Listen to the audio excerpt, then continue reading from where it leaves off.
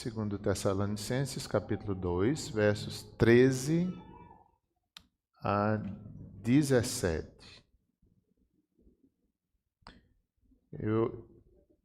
Esse texto nos anima a prosseguir, nos anima a entender aquilo que Deus está fazendo em nós, a obra que Ele faz em nós, que Ele também quer nos usar na sua obra. E esse texto é muito simples e muito rico.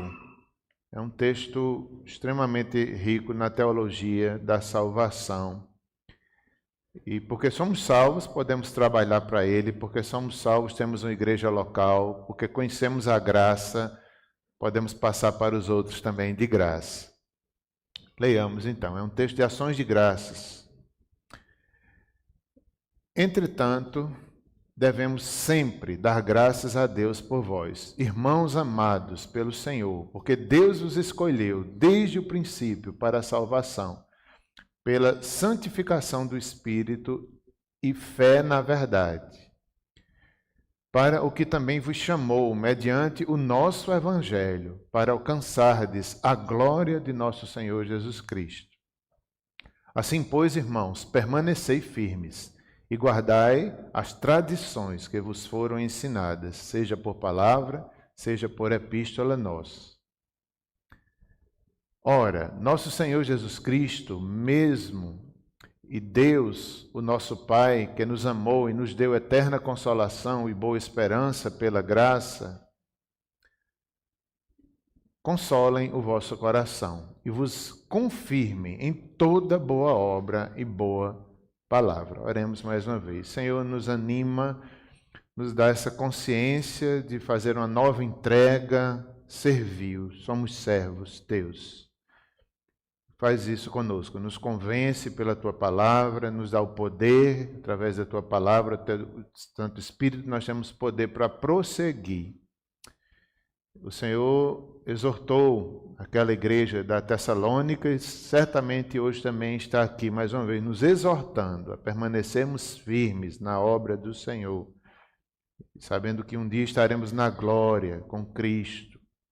Nos anima pelo teu poder, por tua palavra. Nós te pedimos em nome de Jesus. Amém. Pois é.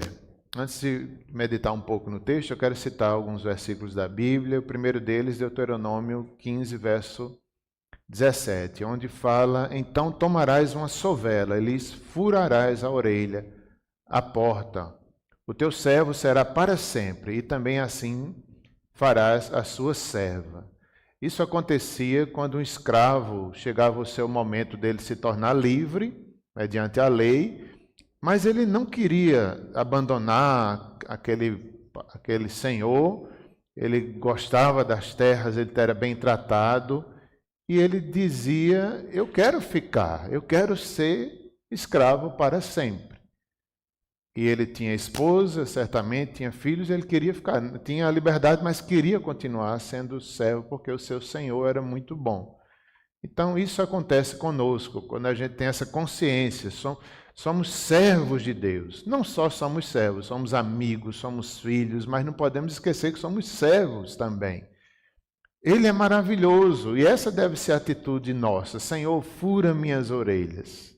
Pegavam uma sovela e furava as orelhas ali do servo, marcando, servo para sempre. Assim também fazia com a serva. E de forma simbólica, não precisa a gente furar as orelhas, também não é proibido, mas, Senhor, eu sou teu, estou marcado pelo teu poder, consagrado, dedicado com tua verdade, tenho um compromisso com tua palavra, eu sou teu servo para sempre. Que seja esse também o nosso compromisso. Eu vi algumas cenas que eu quero compartilhar, só para trazer uma ilustração. Às vezes a gente acha o nosso trabalho na igreja muito pesado, não só na igreja, né, mas de forma geral na vida, na cultura. Como a gente está na igreja, às vezes tem pessoas que acham: não, esse ano eu não vou servir mais, eu já estou cansado. E eu vi umas cenas nos videozinhos que eu achei interessante. Uma criança, todos os dias, atravessando o rio, ou era um lago, para ir para a escola numa bacia. Imagine o que é isso. Todo dia para ir para a aula, ter que sentar lá numa bacia e passar lá aquelas águas, né? Talvez muitos já tinham desistido ali de ir para a aula, mas ele enfrenta todo dia o rio sentado numa bacia, uma criança pequena. É uma cena impressionante.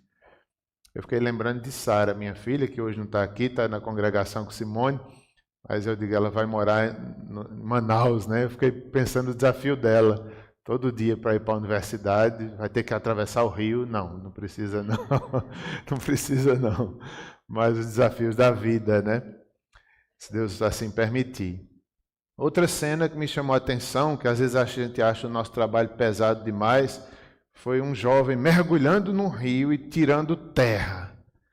Respirava e tirava terra e jogava dentro da canoa, várias vezes. Eu digo, meu Deus, eu não aguentava um trabalho desse não. Pegar terra no rio para vender, respirava, ia lá embaixo e enchia a canoa, né? Mas o fato, aplicando as nossas vidas, é que Deus nos capacita para o que Ele nos chamou a fazer. Trabalhos diferentes, situações, a gente olha para a vida do outro e diz, eu não aguentaria isso. Mas é porque Deus não lhe chamou para isso. Para o que Ele lhe chamou, Ele vai capacitar, Ele vai dar graça, Ele vai dar força. Nós não podemos comparar-nos uns aos outros. Pois é. Até Moisés cansou, né? Até Moisés, é o próximo texto aqui em Êxodo 17, 2. Moisés, diz o texto, que quando os braços de Moisés ficaram cansados, tem hora que nossos braços cansam também. Hoje mesmo, na hora do louvor, eu gosto muito de levantar as mãos a Deus na hora do louvor, mas hoje eu quase não levantei, estou com os braços meio doídos. Não sei se é porque eu estou tomando um remédio para colesterol, a doutora Palmarisa que está ali. Eu não sei se é por isso, mas eu estou meio cansado dos braços. Ou é o cansaço do ano. Mas no finalzinho do louvor eu digo, não, Senhor, eu vou levantar, pelo menos um pouquinho. Pelo menos um pouquinho. Então, Moisés cansou em determinado momento e seus braços ficaram cansados. Às vezes a gente cansa, não é? Se vocês forem como eu me canso muito. Às vezes tem hora que eu digo, Senhor, tá bom, Senhor, já são 15 anos de pastoreio, tá bom, já foi o suficiente. Chama outro, chama Itiel, que está se preparando, não é? Chama André, chama outros. Eu digo, tá bom, Senhor, tá bom. 15 anos já foi tão bom, eu sou fraco, eu não vou aguentar mais. Os braços querem cansar. Mas aí, outros não, outros estão dispostos, como Josué e Caleb, velhinhos, velhos, mas com a força da juventude. Eu não sou assim. Mas Deus tem dons diferentes para cada um. Então, não sei se você é como Moisés, que cansou, ou se você é como Josué e Caleb, que estava ali, mesmo velhinho, ainda disposto a lutar, a guerrear e a conquistar aquilo que Deus tinha para a vida deles. Mas o fato é que nossa força vem do Senhor. Seja Moisés, seja Josué e Caleb, a força não vem deles, a força vem do próprio Deus.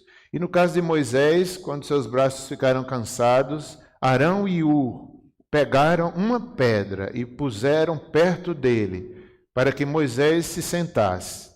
E os dois, um de cada lado, seguravam os braços de Moisés. Desse modo, os seus braços ficaram levantados até o pôr do sol. Então, essa cena histórica, não é? Moisés estava ali cansado, mas os irmãos Arão e Hur pegaram uma pedra para Moisés sentar. Como todos nós precisamos de apoiadores. O trabalho da igreja é feito assim, em comunidade, ninguém faz sozinho. Moisés teria sido derrotado certamente sozinho, mas aqueles irmãos, Arão e Hur, colocam uma pedra. Imagina o tamanho dessa pedra para poder Moisés sentar. Não é? Eu acho que não era uma pedra pequena, devia ser uma pedra grande para poder ele sentar.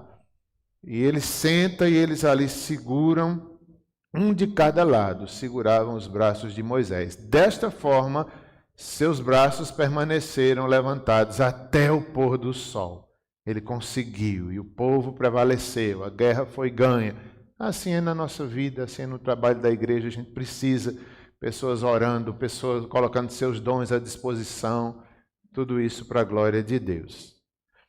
Pois é importante a gente reconhecer a nossa incapacidade.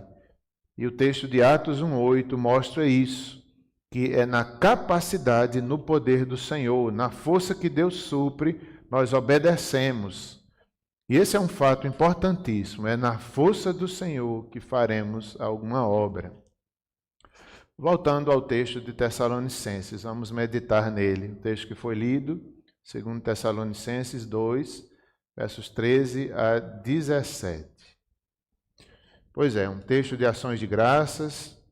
Muitas vezes o apóstolo Paulo coloca ações de graças em suas epístolas. O apóstolo Pedro também fez isso, sempre agradecendo. Filemão, ou melhor, Paulo a Filemão também coloca ações de graças. E aqui não é diferente. Paulo agradecendo. Esse texto é riquíssimo. Nós vemos aí nos versos primeiros, quando ele diz: entretanto, devemos sempre dar graças a Deus. Versos 13 e 14, nós temos aí um resumo da nosso chamado, ou melhor, da doutrina da salvação. Nesses versos, nós vemos que nós fomos eleitos, nós somos vocacionados, o Senhor nos deu fé, nos santificou pelo seu Espírito e um dia nós seremos glorificados. Só isso é o que é capaz de animar cada um de nós. É o ânimo vindo de Deus. Quando a gente olha para nós mesmos, a gente diz: não, eu não vou, eu não sei, eu não posso. Mas quando a gente olha para um texto dele, a gente vê que a vocação foi Deus que nos deu. A gente vê que a eleição, Ele que nos chamou para a salvação, nos tornou filhos e filhas. Ele nos deu fé, uma fé santificadora, uma fé, uma ação do Espírito Santo em nossas vidas.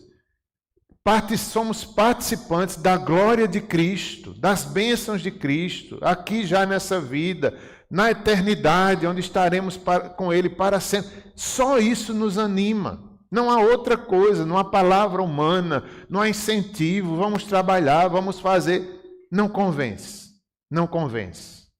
Agora, se a gente olhar para isso, para a eternidade, para a soberania, para a vocação, foi Ele que me chamou, a igreja é dele, eu não sou capaz.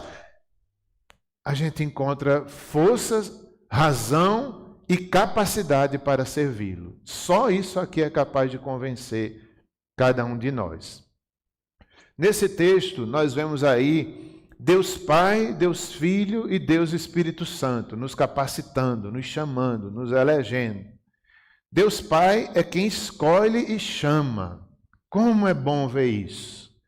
Somos amados. Paulo diz àquela igreja, aos amados, irmãos amados pelo Senhor, no verso 13. Devemos dar sempre graça por vós, irmãos amados pelo Senhor. Deus vos escolheu desde o princípio para a salvação. Então é Deus quem, Deus Pai, escolhe e chama. Só isso de fato nos anima. Quem escolheu não foi o homem, foi soberano o chamado de Deus. Foi antes da fundação do mundo. Não é escolha humana. Isso traz uma consciência, um quebrantamento, uma gratidão, um reconhecimento que é obra divina e por isso nós nos envolvemos. Ele também chama. O chamado eficaz. Quantas vezes Deus nos chama? Ontem lá em Pedra d'Água, na fala do irmão Branco, ele agradeceu os irmãos ali presentes e ele disse: como eu me lembro da minha infância aqui nessa igreja, os irmãos vinham de Campina pregar para nós, pregavam, evangelizavam, traziam presentes para as crianças, e Branco era pequenininho dele naquele tempo. Ele disse: a maior lembrança da minha infância era aqueles dias, aqueles momentos. Era Deus chamando o Branco. Hoje ele é um jovem senhor da igreja, disponível, está lá apoiando, servindo a igreja, mas ele, criança, certamente Deus começou a chamá-lo, através das pessoas que iam pregar lá em Pedra d'Água. Quantas vezes Deus também nos chamou, uns na infância, outros na adolescência, e Deus chama e confirma e fala por sua palavra, fala principalmente por sua palavra, usa pessoas, e hoje nós estamos aqui, mas é um chamado eficaz pelo Evangelho. Só isso nos anima, saber que Deus que nos chamou, não foi homem nenhum. Deus nos escolheu e nos chamou. Como é bom lembrar do chamado renovado, do compromisso. Quantas vezes Deus já nos chamou em palavras, em pregações, e continua a chamar, e continua a falar, domingo após domingo, dia após dia, com nossa leitura bíblica. É Deus que escolhe e que chama. No texto também, Deus Filho é citado. Nós vemos aí continuando o verso 13, diz que para a santificação do Espírito e a fé na verdade. A fé na verdade. É tão importante isso. A fé na verdade, a palavra é a verdade. A santificação do Espírito em nossa vida. Estamos sendo santificados até o último dia da nossa vida, até Cristo voltar. Para que, verso 14, para o que também vos chamou, mediante o nosso Evangelho, para alcançardes a glória de nosso Senhor Jesus Cristo. Então, Deus Filho é citado. Ele executa as boas novas do Evangelho. Ele mesmo é o Evangelho, ele executou, ele deu-se, ele entregou-se por nós. O Evangelho encarnado para nos salvar. Além disso, ele compartilha com a sua igreja a glória, com o seu povo.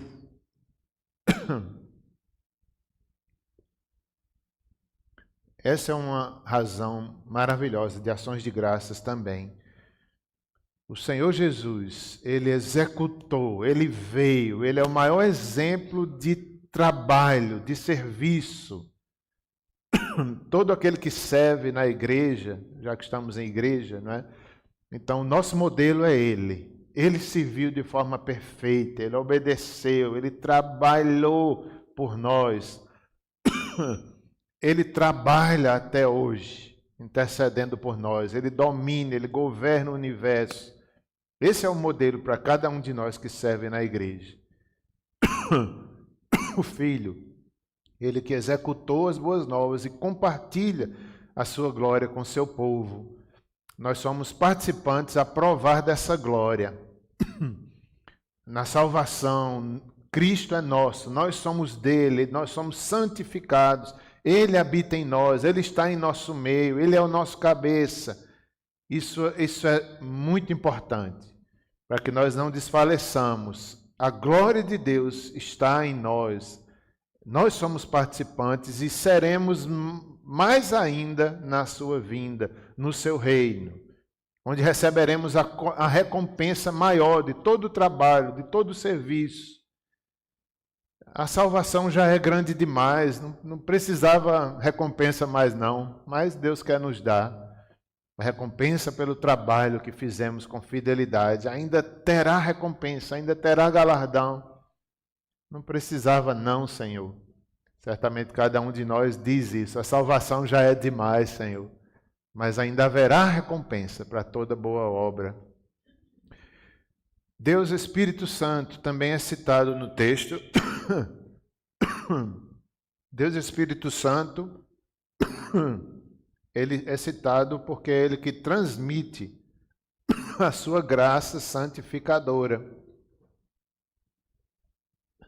O Espírito que derramou, enviado pelo Pai, enviado por Jesus ali em Pentecostes, e não só em Pentecostes, mas sempre, em toda a história da igreja, até mesmo no Antigo Testamento, era esse mesmo Espírito que transmitiu graça para o povo de Deus, a graça santificadora.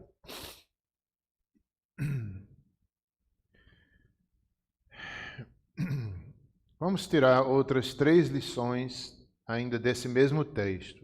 A primeira nós vemos aí mantendo-se fiéis à verdade. Eu acho que é um bom pensamento, uma boa decisão para 2025, cada um de nós. Eu quero me manter fiel à verdade. Seja para quem vai liderar, seja para qualquer crente. Com esse texto nós vemos isso, que é importante a gente se manter fiel à verdade. Voltando ao verso 13, tem outra lição aí, quando ele diz, entretanto, devemos sempre dar graças a Deus. Esse entretanto é uma referência àquilo que ele escreveu anteriormente, no capítulo 2, versos 7 a 11. No capítulo 2, versos 7 a 11, ele fala de homens infiéis, homens que não são comprometidos com a verdade, como o verso 11, por exemplo. E por este motivo, pois, que Deus lhe manda a operação do erro, para darem crédito à mentira, a fim de serem julgados todos quantos não deram crédito à verdade. Antes, pelo contrário, deleitaram-se com a injustiça. Antes de falar desse povo comprometido, desse povo que quer ser fiel à verdade, ele usa esse entretanto para dizer que nós, seu povo, não somos iguais aos infiéis, citados anteriormente. Ele cita o anticristo. No verso 7, ele fala sobre o mistério da iniquidade que já opera e aguarda somente que seja afastado aquele que agora o detém. Então será de fato revelado o iníquo, a quem o Senhor Jesus matará com o sopro de sua boca e o destruirá pela manifestação da sua vinda.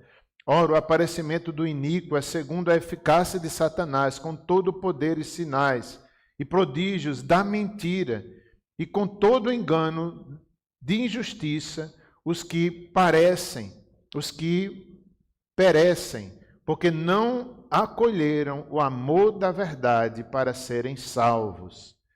Então, havia pessoas ali na igreja da Tessalônica, e não só lá, certamente na época, eles não acolheram, não tinham amor à verdade, por isso não eram salvos. Eles tinham compromisso com a injustiça, com a mentira e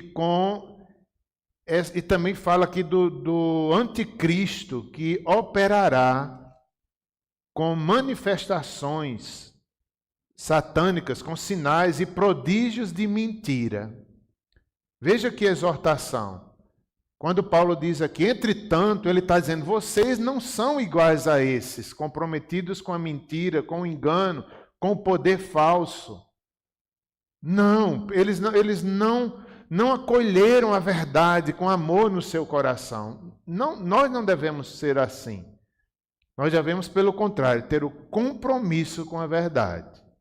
Senão nós seremos julgados, senão nós seremos apoiadores do anticristo. Como ele disse aqui, cuidado para nós não sermos enganados com a injustiça, com os prodígios e sinais de Satanás. Entretanto, nós somos diferentes. Nós somos daqueles que apoiam a verdade, nós somos daqueles que se mantêm fiéis à verdade. Aqui, ele mostra a diferença entre os fiéis que amam a verdade e os infiéis que, por não receberem a verdade de Deus, são presas fáceis ao erro. Quem não conhece a verdade é uma presa falsa para o engano e para o erro. Então, é uma exortação também esse texto. Cuidado, se firme na verdade, não se engane com aquilo que parece a verdade, mas é injustiça, é operação de Satanás, é prodígio, é sinal do mal. Para que, como igreja, nós possamos continuar sendo fiéis, nós temos que ter a verdade como fundamento, como uma decisão de ser fiel à verdade, mesmo quando aquilo não nos agrada, mesmo quando aquilo parece difícil, Senhor, ser fiel a esse mandamento, mas vale a pena a gente se quebrantar, vale a pena a gente se sujeitar à verdade de Deus, e isso nos livra do engano e do erro.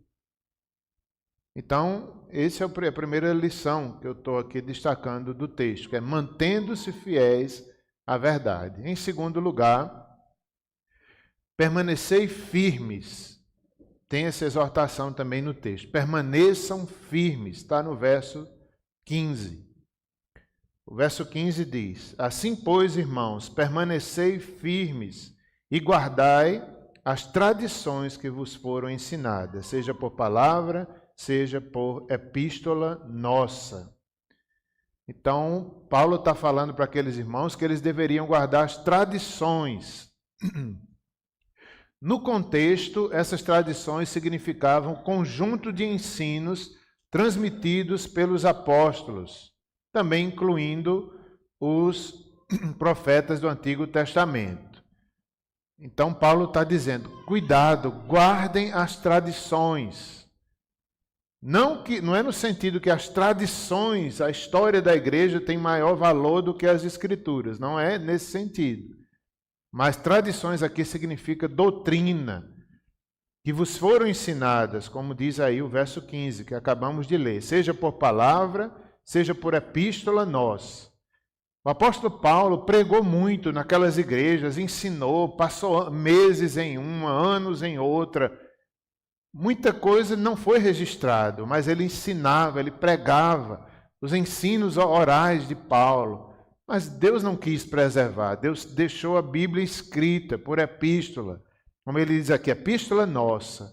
Certamente é uma referência a 1 Tessalonicenses, que ele já tinha escrito. Então, guardem as tradições, significa guardem a doutrina, guardem a palavra escrita. Guardem as tradições, não tradições humanas, mas escritura. Pois é, permaneçam firmes. Esse é a segunda grande lição. Em terceiro lugar, a gratidão, no versos 16 e 17. Nós devemos ter muita gratidão, conforme vai dizer o texto. Ora, o nosso Senhor Jesus Cristo, mesmo, e Deus, e nosso Pai, que nos amou e nos deu eterna consolação e boa esperança pela graça, consolem o vosso coração e vos confirmem em toda boa obra e boa palavra. Então, que gratidão! Nós devemos ser gratos, esse texto também é um texto de gratidão. Gratos pelo Senhor Jesus Cristo, gratos por Deus, que é nosso Pai. Eles nos amaram, o Pai nos ama, Jesus nos ama. Ele nos deu eterna consolação. Isso é motivo também de muitas ações de graças. Deus nos deu o Evangelho, Deus nos deu uma eterna consolação. Não só nesta terra, nós já somos consolados pelo Espírito, consolados pelo Evangelho.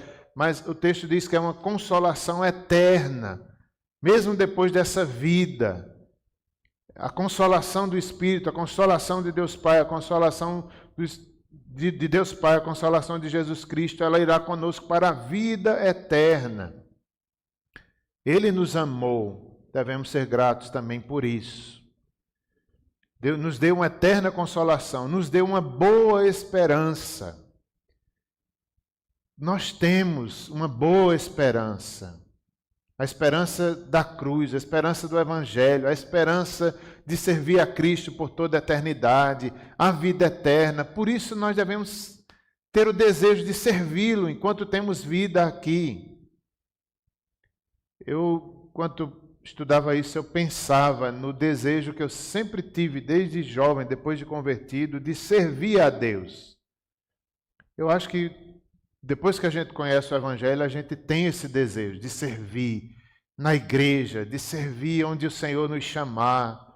E Deus nos dá sonhos, Deus nos dá planos, e parecem impossíveis, mas tudo vai acontecendo no tempo de Deus, na hora de Deus vai se cumprindo.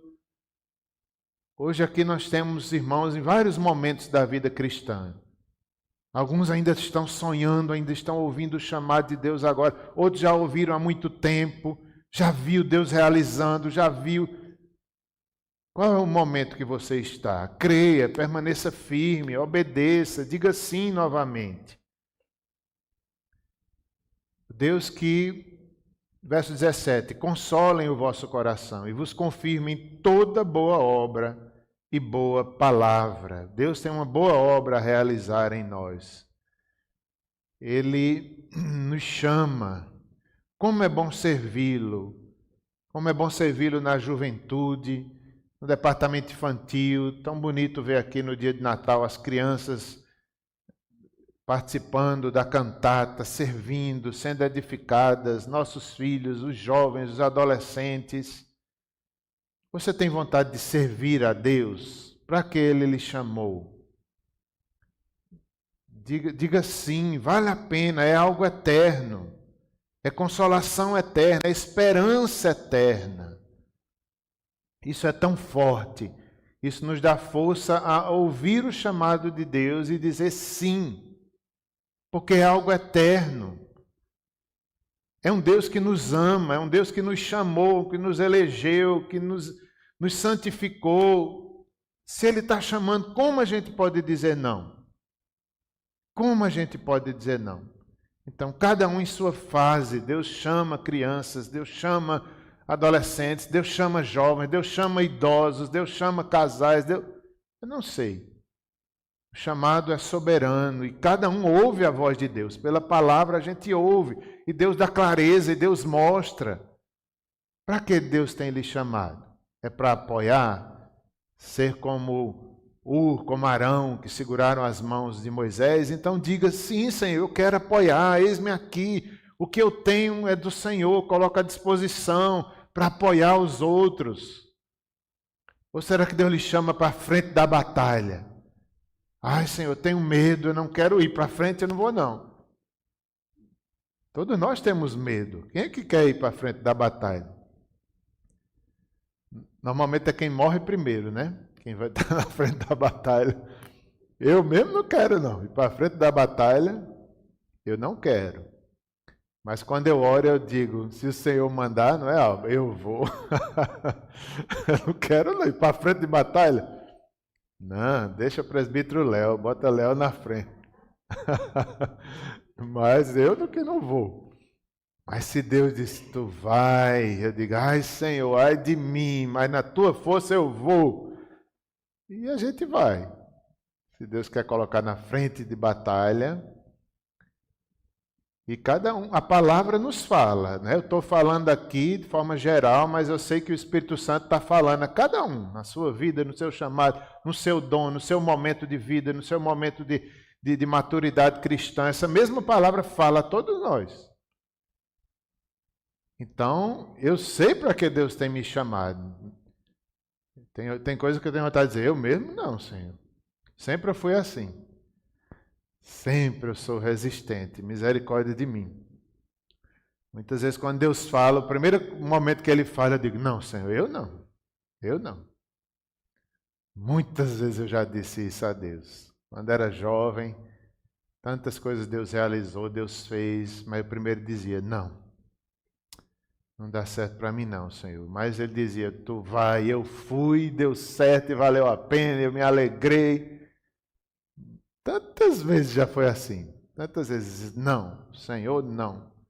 Tu vai, confia em mim, eu fui, deu certo, valeu a pena, eu posso olhar para trás e tem os marcos dos feitos do Senhor. Quantos marcos, quantas coisas lindas. Por isso que a glória é dele. Os marcos foram ele que fez nas nossas vidas. Então é assim hoje, é assim sempre será. E de fato, ninguém consegue animar o outro só com palavras. Vai, Deus está te chamando. Isso não anima ninguém, não. Eu acho que não. Mas quando a gente lê as Escrituras, quando a gente vê o motivo maior, que é esse aqui, o Deus que nos amou, Deus que nos elegeu, Deus que é soberano, Deus que nos chamou, Deus que nos deu fé, o Deus que nos consolou com consolação eterna, nos deu uma esperança, aí convence.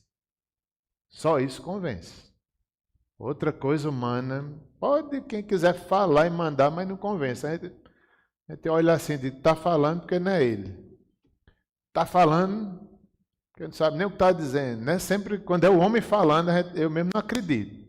Está falando porque é humano, está falando porque não sabe o que está dizendo, está falando porque não sou eu.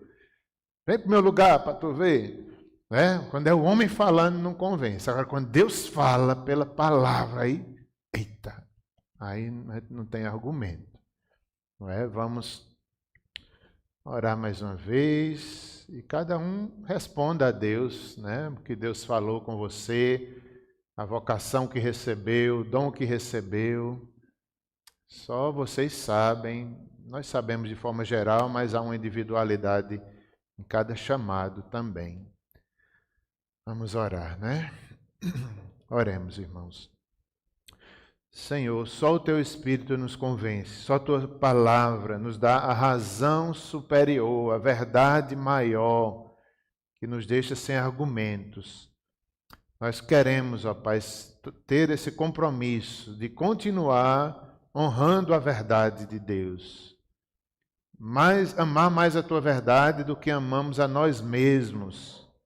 Isso é difícil, mas é seguro para nos livrar dos erros, para nos livrar da iniquidade que já está manifesta nesse mundo, para nos livrar do anticristo que virá, para nos livrar das maravilhas, do poder de Satanás, da maldade, do engano. Nós não queremos ser enganados pelas maravilhas de Satanás, mas preferimos a Tua verdade simples e pura e poderosa. Senhor, nos exorta por Tua palavra, para permanecermos firmes e constantes na obra do Senhor. Nos ajuda, porque é o Senhor que nos chama, a recompensa, mesmo sem merecermos. Haverá ainda recompensa, Senhor. Obrigado, Pai. Opera em nós pelo Espírito Santificador. Obrigado pelo Pai, pelo Filho, pelo Espírito Santo, que faz essa obra tão maravilhosa em nossas vidas. Pedimos a Tua bênção, em nome de Jesus. Amém. Convido os irmãos do cântico para virem aqui, para cantarmos um louvor, uma música ao nosso Deus.